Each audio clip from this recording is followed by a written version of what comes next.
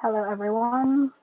Welcome to our fourth edition of Files and Bookmarks, an online reading series featuring Caribbean authors. Now, all of our guests so far have been special, but in an extremely partisan manner. I will have to say that today's episode is for me the most special of all so far because we are talking with Richard Georges, who is a poet, an educator, also a fiction writer, I believe. Joining us from the British Virgin Islands, Richard is this year's 2020 winner of the OCM Bocas Prize for Caribbean Literature. Richard, congratulations and welcome. Thank you, Shivani. Pleasure and honor to be here. And excited to have this conversation. So am I. I've known your poems for what I didn't realize was quite a long time, but it is several years now. And it's just personally been such a delight and a gift, really, for me to see your work come into more of what it is over the years. I think the first time that I met you in person was at the NGC Bocas Lit Fest it was the year we were both shortlisted for the Holic Album Prize for Caribbean Writers, which is now, for those of you joining us who might not know, the Johnson and Emily Atchong Caribbean Writers Prize this year, won by Amanda Chukwan for nonfiction. But that iteration of the prize all those years ago was when Richard and I first met. And how soon after that was it that Make Us All Islands, your first collection, was published? I think 2 years later. 2 years later, and so the work that I was reading for the Holic Album that year was actually work that was eventually going to end up in the first collection. That's really like it's special for me to think about all the points in time when your writing career and mine, they've intersected at all kinds of places in many different situations. And I think you are, as I said on my personal Facebook when the prize was announced, that I can't think of a person who is more of a faithful and attentive worker in the art and the practice of poetry. I really can't. And it's a gift, I think, that you give to your fellow poets, as well as for anyone who needs to make work and make meaning in this one. So again, thank you, Richard. I'm really excited about today. It's been an honor of mine to be writing alongside you and others over the past several years. I was thinking that year, it was like Daniel was also on the short list with us, and Daniel actually ended up winning the Holic Album. And I think it was almost like and I think that same year, if I'm not mistaken, Vladimir won the prize, the Bocas Prize. Oh, it might have been. Yes, I think you're right. Yes. Yeah, so there's a certain camaraderie. It's like a crop of poets from that. Well, I guess we're still in the same era, if you will. But it was just nice to see that 1 year, all of these alignments sort of started happening. Yeah, I think it's really special. Like, I know this community has gotten me through difficult times in poetry as well as just difficult times in life. I think right now is a good example of how much I depend on poetry to get me through the pandemic, to kind of fuel my sense that things are going to be okay, or even if they're not going to be okay, that we can have some language for that. Like, I don't know how the pandemic is finding you in this time of writing or not writing. Yeah, it's a bit. I've been working on. I've been trying to work on fiction. Aspiring fiction writer. I think it's a very different kind of prospect for people like us to going into like, what do you do with all of this space? And then so it's a different kind of approach. So I've been consuming a whole lot of novels and short story collections, and just really been immersing myself. So that's kind of what I've been doing with the quiet hours I do have. Yeah. I think that there's some like touchstone collections and poets and single poems that you just continue to be drawn back to. I completely agree. Yeah. So I might before we go into the entire conversation about that, and the whole session becomes us chatting, I'm gonna ask you if you wouldn't mind to please share with us some Epiphaneia. I would love that, and I think our audience would as well. Okay, so I'm gonna read, I guess, a few poems. Warning: I haven't picked these poems out ahead of time. It's kind of like as the spirit takes. That's great. I think that's the best way. All right. So I'll start with Dead Reckoning. They say birds always find their way back home, but home is a nowhere, a memory, a never was. Do wings remember spaces in the air the way we might a place, a field of rice? How do you fly back to that? Away from a tomb of fears, this place yearning for you. Some years ago, I lay bright flowers on my grandmother's grave. Years before, I see my grandfather's ashes taken by the furrowing wind in the Bocas Islands.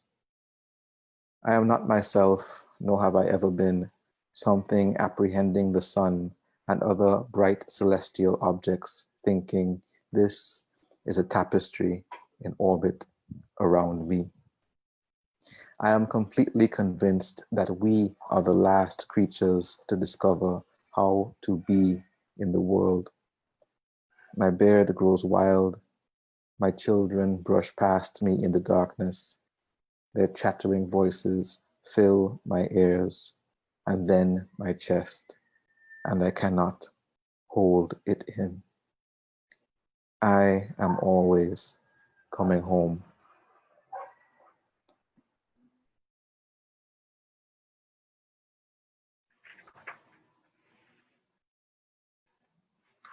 Okay, those are like reading into the void. But so the next one I'm going to read is genealogies. Do not tell me a thing does not know. Sorry.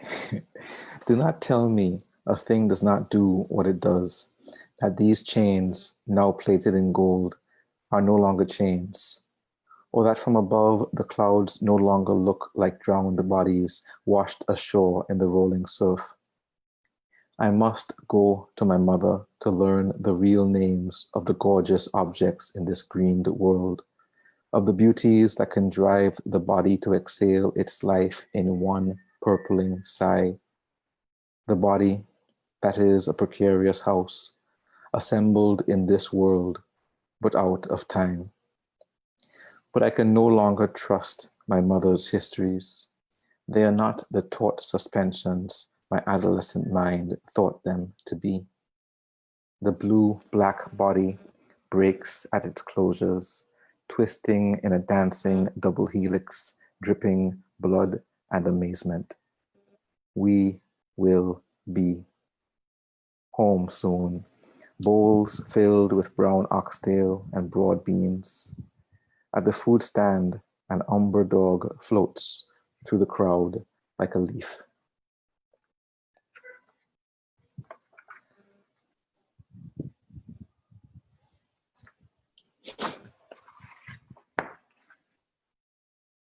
Rituals. Come, daughter, we must go now to the hill where our ancestors strode amongst the tall grass and worked and worked and worked until the sun still sets its burning light. It will still open eyes tomorrow. It will still pass.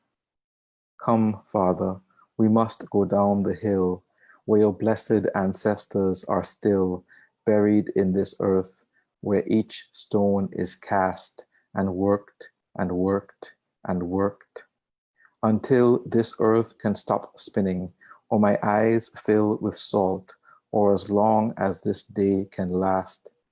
Come, mother, we must go down the hill where the water is, beyond the distant sail, to hear these voices, the ancestors' final gasp, who worked and worked and worked, until the sun sank like a hurled stone, and still we are here. We are still here, holding fast. Come, children, we must go now to the hill and work and work and work until.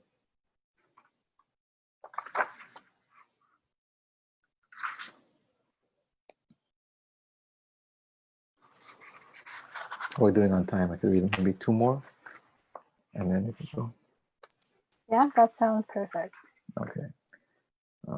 So these are all from the first section of the book. Pathfinder. Or you can walk down Main Street, discovering the graffiti histories of this place, the leaning bricked facades, hollowed like tombs. Beneath each inch of this ground is blood, and we know that there is no other way to navigate a return to yourself. You can twist your limbs the way trees do, fingers gripping the firmament, toes deep in the earth, always and always searching the deep amazement this world makes of us.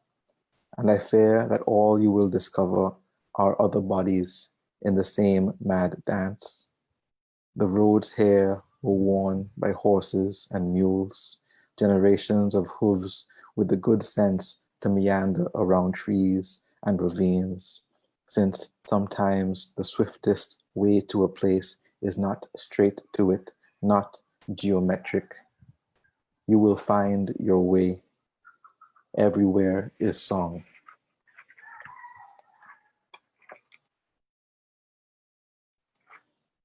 Okay.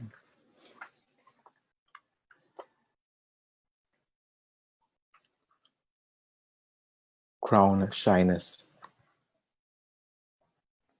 It is a cruel truth that much greatness comes from backs breaking into a field of fireflies and trees that do not touch each other for fear of shadows falling on their writhing roots. My children have played among such roots, full of serpentine twisting, perfectly placed for a toddler's ankle, or for something dead to grip on the way up from a grave. I roamed this rugged land as a boy, the hair on my head knotting like Lord Shiva's, my limbs growing longer, clambering up the majesty of a giant guava with the other children. At the top, we could see the surrounding villages amidst the cane, the three rolling ranges in dusty haze, the ocean, always the ocean, and the spreading coast of Venezuela, a grayed line on the horizon. I remember the splitting bark, multicolored and peeling, until the summit, where it was a deep, burning red, and we felt like little rulers, our domain as wide as the expanse before us. Okay, thanks. I'll stop. Thank you, Richard. That was incredible. Thank you. I've read Epiphaneia now a few times. First, as soon as I got it, your publisher sent it to Caribbean Beat for review. And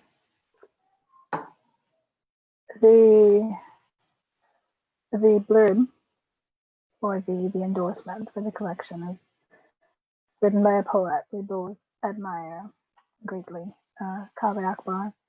And he said beautiful things about the book, and what struck me about his praise was that he honed in on your specificity, the clarity with which you reveal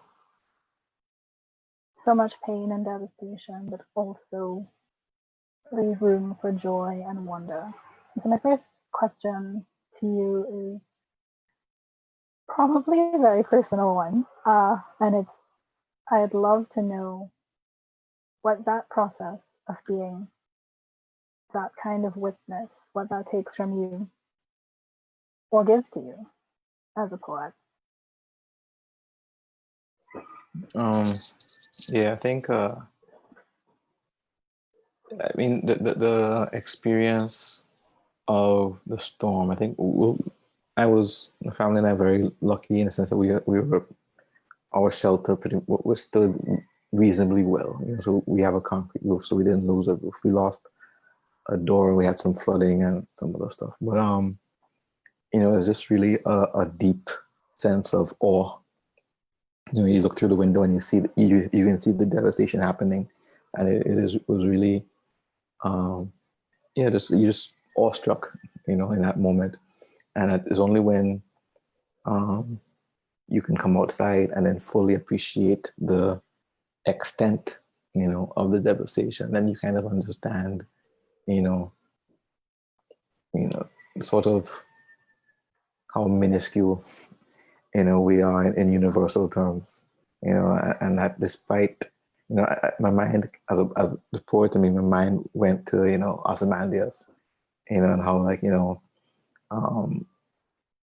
despite our arrogance as humanity, the universe, nature, time has methodical and indomitable way about it, that regardless of what accomplishments and monuments you erect, as big a mark as you think you can make, it can be erased in a matter of hours. And that kind of thing, I think in any moment of great natural devastation, I think you can't help but see that, because when we erect these edifices, we think of them, as with a sort of permanence, which is an illusion. It's sort of a trick of the eye, because regardless of how much concrete and steel is in it, there is something that can lay it, to waste. I think that was this deep sense of awe and vulnerability. And of course, aside from, the sympathy, empathy, fear, anxiety that you would have, both in terms of how, you and your loved ones are going to survive, and making sure that everyone is okay, and how the islands are going to recover. There is that. But then,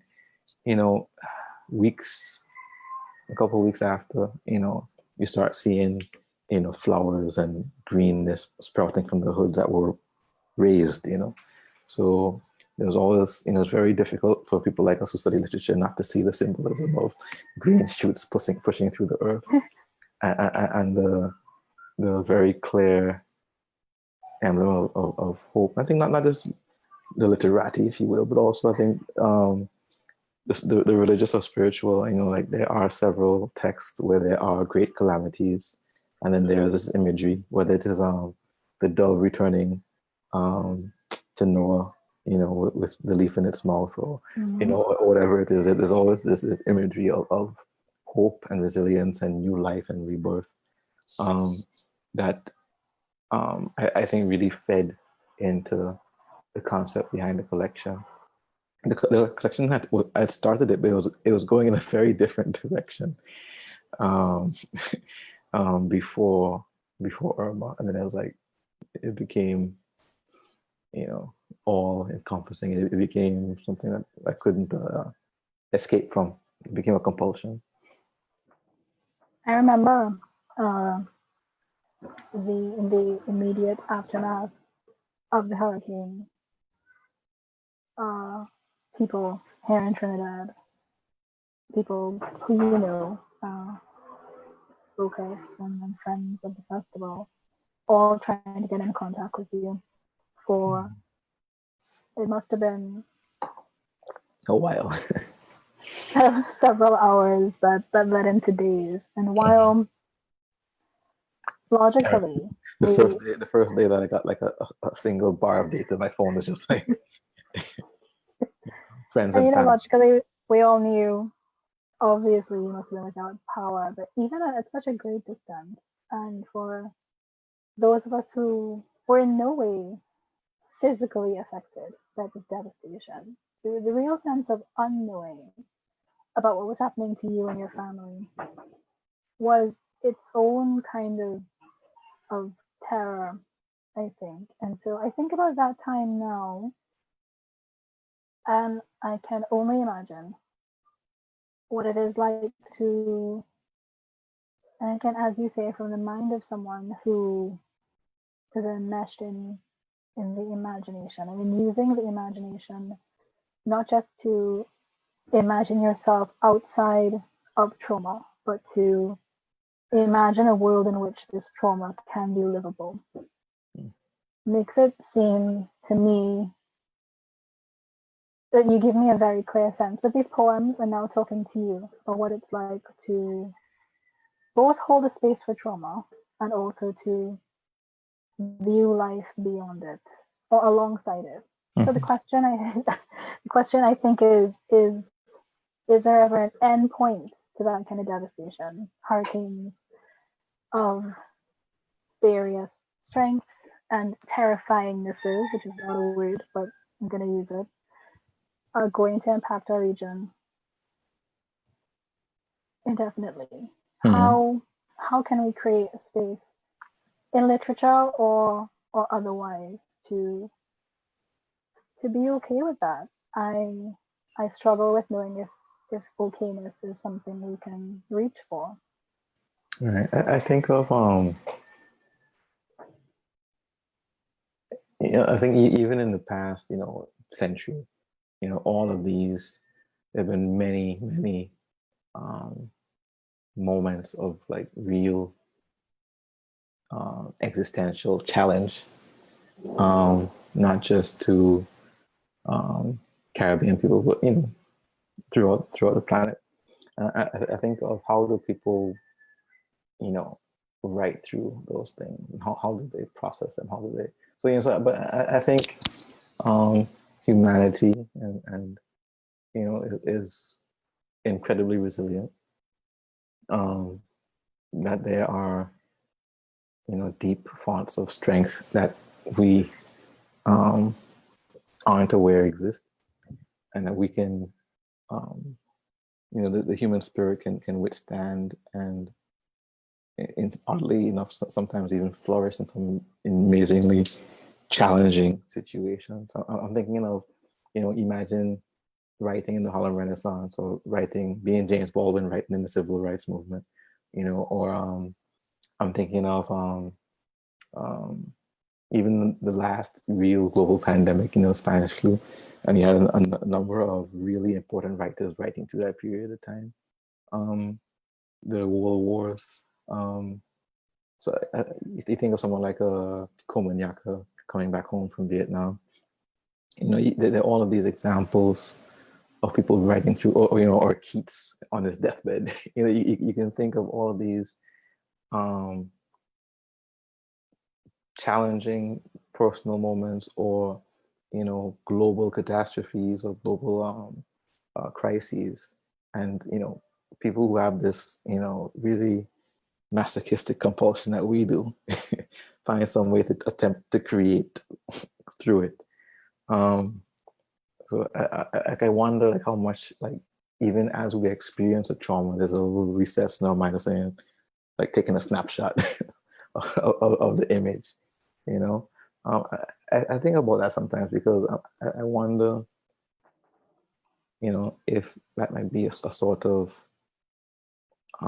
burden for the artist, whereas you might not be fully present in the same way as other people, because there's a dimension of there's always compartmentalizing and processing in a different capacity. So I think about that sometimes. That there's a part of me that is recording imperfectly, but recording something to then be, put back out into the world. I wonder, versus the person who doesn't have that same creative compulsion, if their presence or their presentness is a different experience. I wonder that as well, like exactly what you're saying. Because I think I think I didn't process a lot of what happened until much later, and without even realizing that I hadn't, processed or dealt with it emotionally or psychologically until much later, like maybe 6 months or more, because I think he's probably just too busy trying to do the next thing, so trying to figure out that. I remember a lot of time was consumed, like, once we had like internet at work and that kind of thing, or on your phones, because you wouldn't have power in the house until I think December. But I was ordered you had to get a generator, had to get USB chargeable lights and fans and all these different things. I think a lot of time you just consumed by, okay, we're getting ice today, or we have to go stand up, we have to go in wait 2 hours to get gas, so it was like a lot of that going on, and I don't think some people would have had the time or space to really process what had happened. Like I said, personally, me and my family, we didn't really have, too much of a traumatic experience, I don't think, versus others who would have had, the loss of their roof and their home, and and loss of a loved one, and that kind of thing. Like a lot of what you're saying right now makes me think of what the Puerto Rican poet Loretta Collins Cobo, who I believe is watching right now. So hello, Loretta. Okay. What she spoke about publicly and has also put into poetry about the devastation and the aftermath for Puerto Rico and for long periods of time without power, and about how your daily life becomes subsumed to a great degree in survival. And I think for poets, for writers, for artists who live through and live in that kind of natural devastation, like you said, there's a part of the brain that is forever filing, maybe narcissistically, maybe sadistically, maybe because it's an unavoidable impulse for future use, for the poem that is to be born. And what I really wonder about that is how then do you resist actively becoming a fetish symbol for resilience? The resilient Caribbean on their island, surrounded by broken corals, which they make into a necklace of triumph. I mean, how to avoid all of that romanticizing, and so show up and be present for the work, but also buy toilet paper and take care of your children. Is it a perpetual balancing act, do you think? Yeah, and I think I have, it's less effective now, but I was carving out some space and time each day, to write something. Sometimes it wasn't always poetry. I wrote a number of essays in that period as well too. So I was making space for me just to clear everything that was in my head. All of the emotions and thoughts, and both as a writer, but also as an educator and as an educational administrator in higher ed. So there was a lot of stuff going on there that I was just trying to vacate, honestly. And then, later on, you'll look back and see if anything there made sense, or if there was a thread of something more interesting.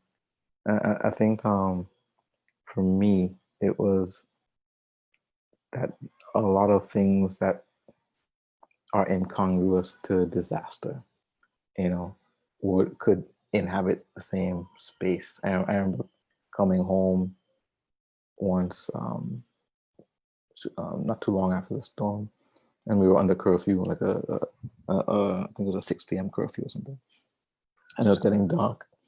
And I remember there was once a bar in the village where I live, and the bar had been flattened by the storm, so it was just a foundation. And it's twice I saw this image. Once it was this bar, and some guys had gotten a cooler, gotten some ice, and they had some fold out chairs, and they were just sitting down on the foundation of the bar, which they would have patronized them, and they were having the happy hour. So I just thought, look how we can find, ways to continue our rituals, even, when the world is like falling away. And I saw something similar in another village on the eastern end of the island, and it was just two kids playing basketball on a foundation. I think they had like one of those plastic carts, like crates, and it was fixed to a remaining wall, and they were playing on the foundation and shooting through this crate. And I was like, it makes sense that we try to find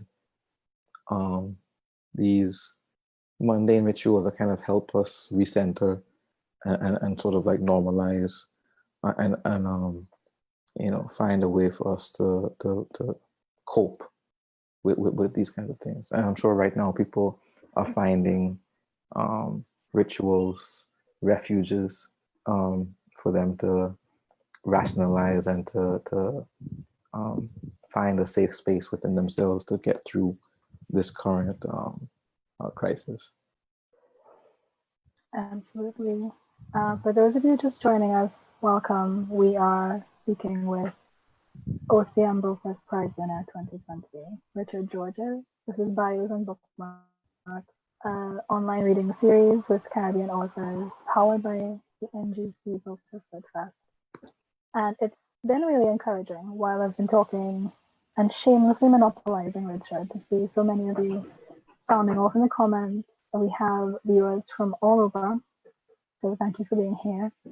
Please don't feel that you can't ask your questions. We would love to hear them. Please, if you have questions for Richard about his poems, about his book, and about anything within reason, leave them in the comment section, and I will read them out to him.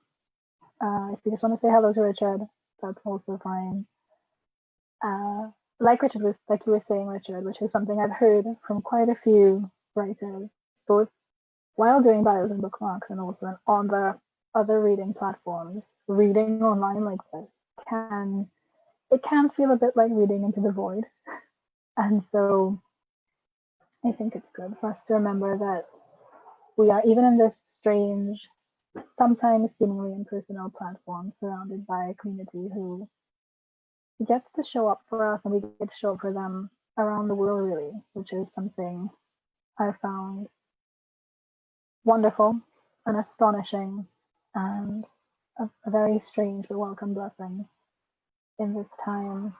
And I will ask you to read again briefly, but before that, it occurs to me, spending time with Epiphaneia, that there are so many striking images in the poems themselves at the level of the resonant image that I don't think I'll ever forget. It's the image of a man borne aloft through the air, hanging on to a door. And even in that poem, the speaker of the poem says that image will haunt them. And so it is for me absorbing that work. But what it made me curious about is whether there were concrete images that you held in both memory and imagination that didn't make it into the book for some reason.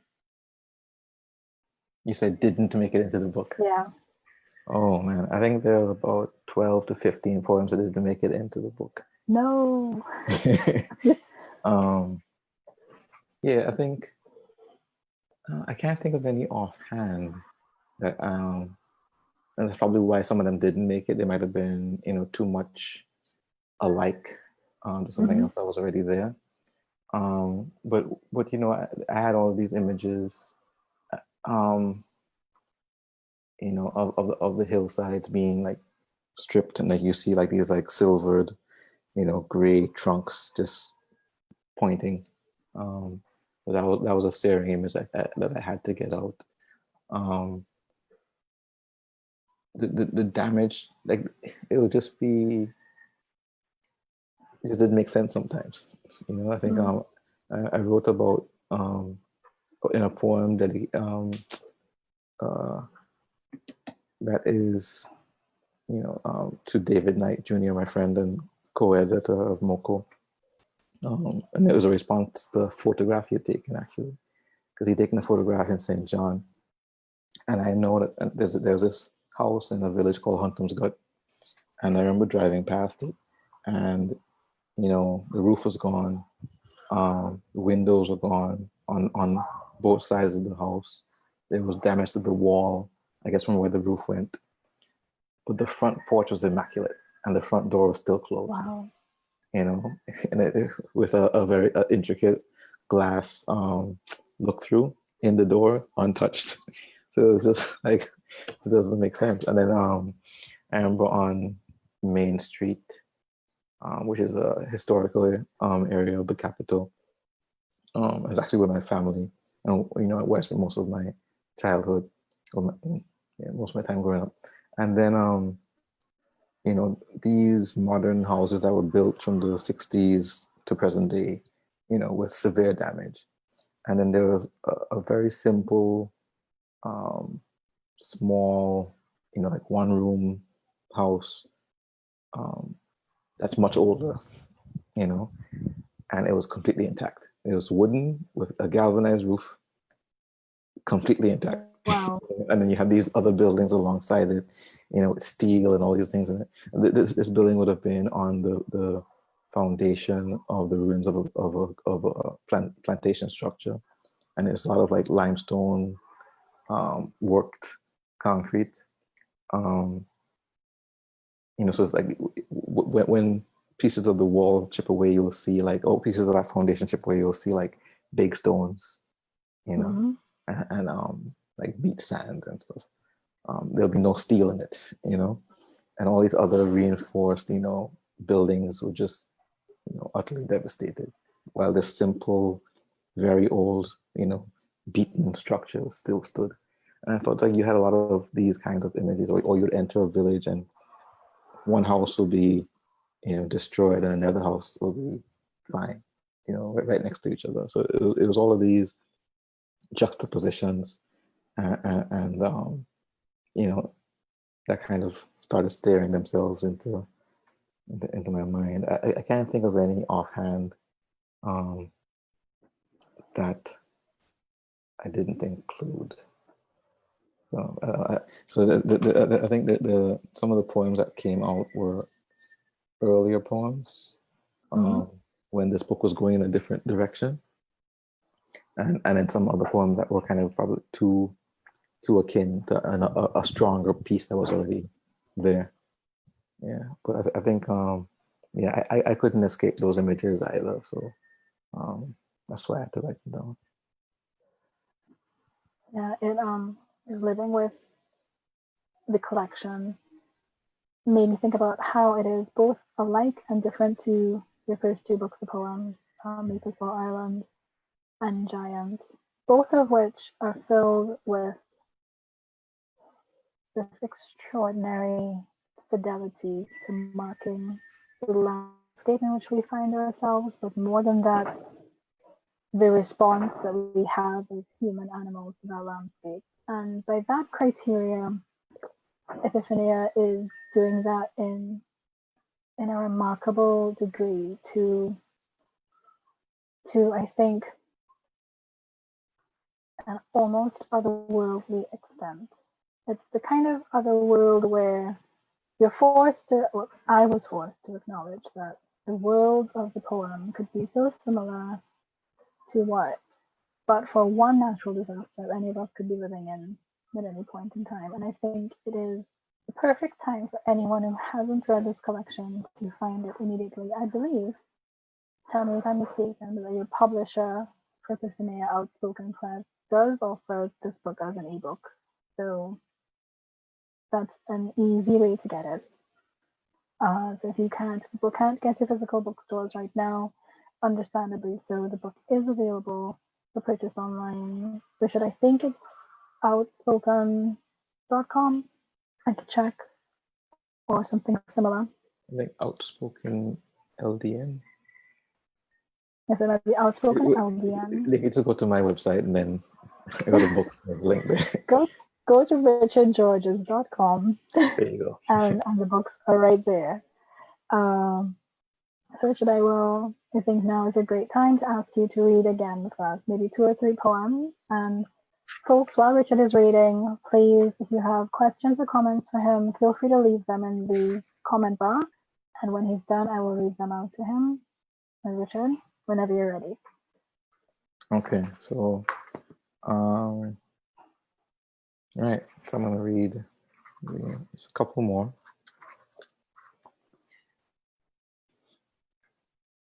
An inventory for survival. The next morning, the coral lay in piles, heaped into roadside mounds on the island's southern coast. It's a stretch the sea beguiles as it wears away the rock embankment, but the coral stones still remind the eye of funeral pyres. An enchantment, perhaps, from when I skirted the coastal parts of the Essequibo, the Hindu cremation plots on the ridge, the coast walled from the highways, only the scant platforms afire, the dense smoke rising like snakes in the air. On Tortola, the smoke forms sparsely on the banks of the ravines, aches across the burnt hillsides before settling somewhere above it all. The thing that breaks us is all there is sometimes. The bettering of death teeters on obsession, but then we each come to our own private reckoning, our own single raptures, the damn air screaming, and us making bathtub altars, speaking the names of our children like prayer.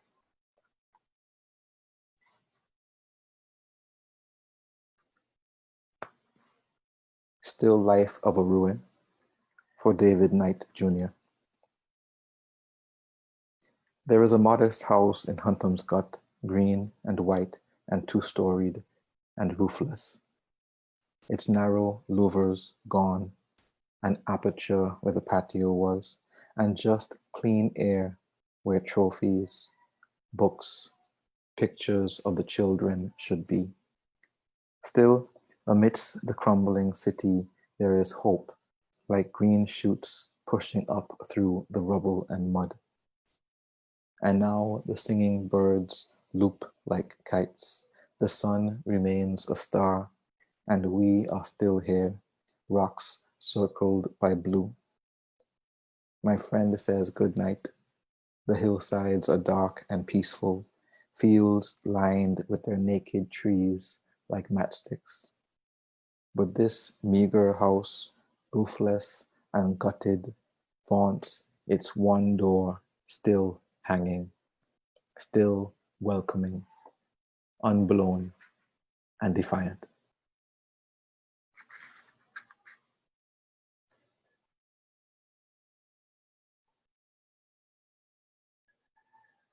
Okay, I'm going to read The Year Has Become More Beautiful.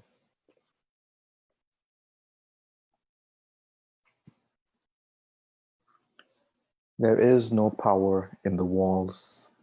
The noisy nights rattle on. So I fill my cup with as much ice as it can carry and flood it with as much drink as it will hold. Green vines cover everything that was ruined. The rabble-rousers light fires on foundations. They drink, they smoke, they laugh loudly. There is more here than joy. Every morning I walk past a fallen tree, its broken boughs wet and flowering purple. This is a different kind of broken now. I've begun to learn that devastated does not mean dead, that ruin can be resplendent, that what has been emptied can be filled. This year has become more beautiful for the scars. I've heard folk measure pain by hurricane. You can still look through some windows and see only sky. Still see gaping homes like cupped hands. The day is full of heat. The screaming behemoths clear the rubble. Your morning walk is barricaded by afternoon. The map shifts. I know there are no such things as endings or beginnings, no cycles to measure, no useful predictions. The prophets are all mealy-mouthed and impotent.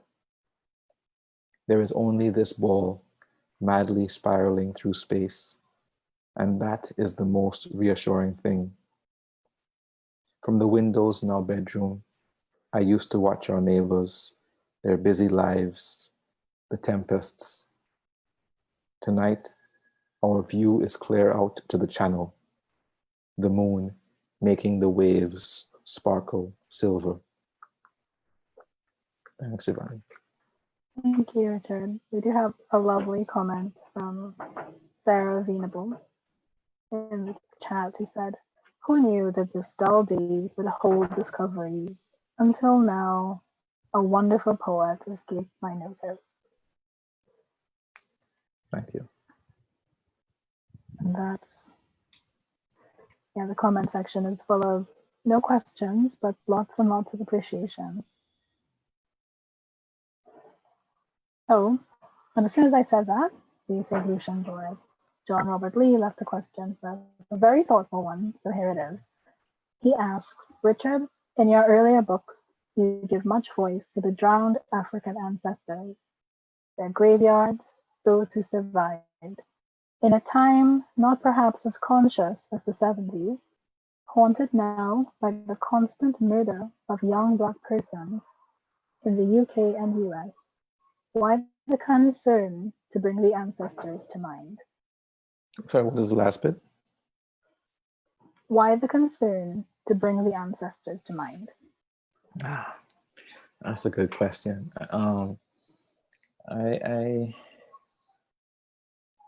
I'm not sure if it's a Caribbean thing, but I feel like we walk with so much more within us. And that might be it's not meant to sound too, I don't know, pan-nationalist. I don't know how you describe that. But, you know, like there are so many competing identities within the psyche of the Caribbean.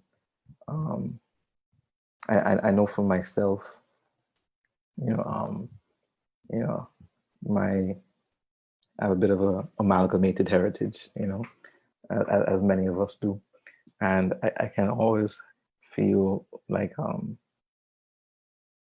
it is very difficult to conceive of the single right way to be, you know, and the single understanding of the world to operate on. I think there's always these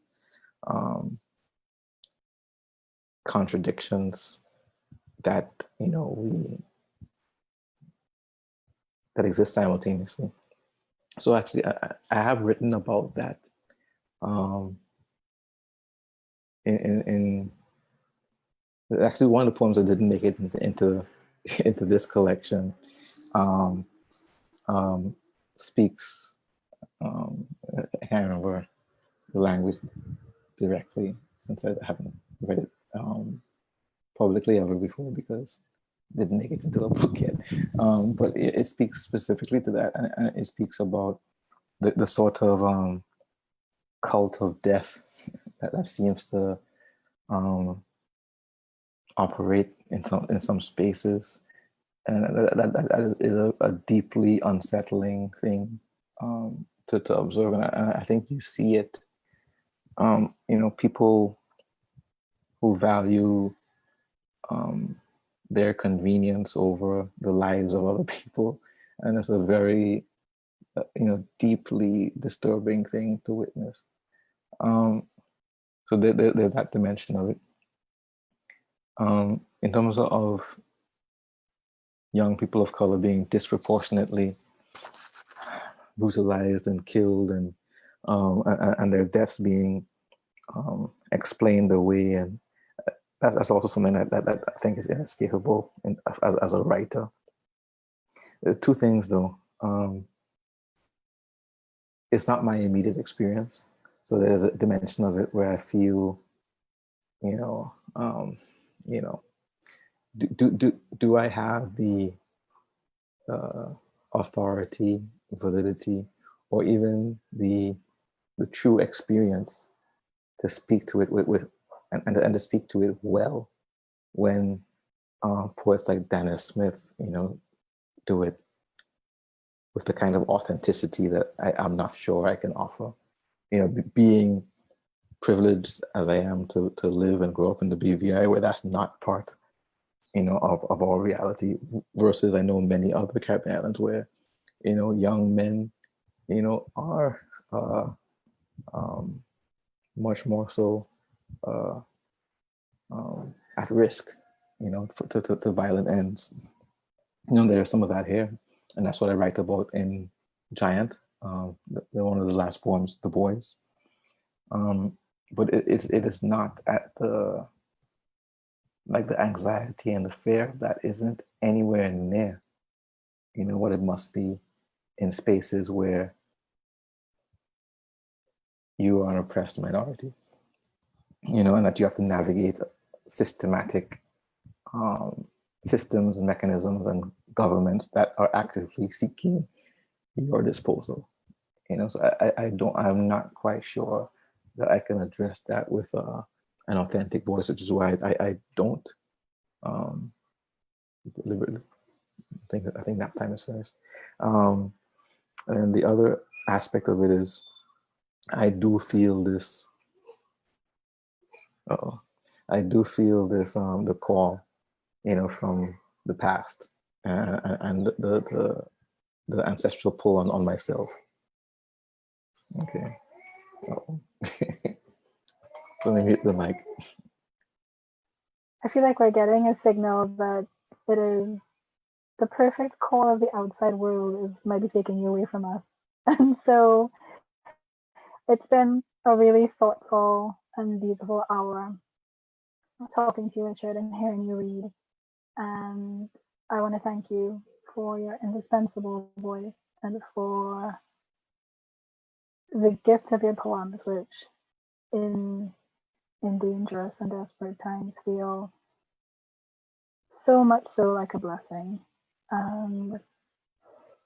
Thank you so much for being here with us. Thank you to our audience who's joined us from all over the world for tuning in and for sharing your thoughts, your praise for Richard, your questions, and thank you to the NGC Bocas Lit Fest for making this possible. Richard, thank you so much for being here with us, and congratulations again. Thank you. And I just want to say thank you for the opportunity to spend this time. Thank you to the Bocas Lit Fest. Thank you to the judges. Thank you to all those who have bought the book. Thank you to all the readers, the community of poets. Deep gratitude. Thank you, Richard. All right, everyone. We'll see you next week for another edition of Bios and Bookmarks. Until then, please be safe and keep well. Bye.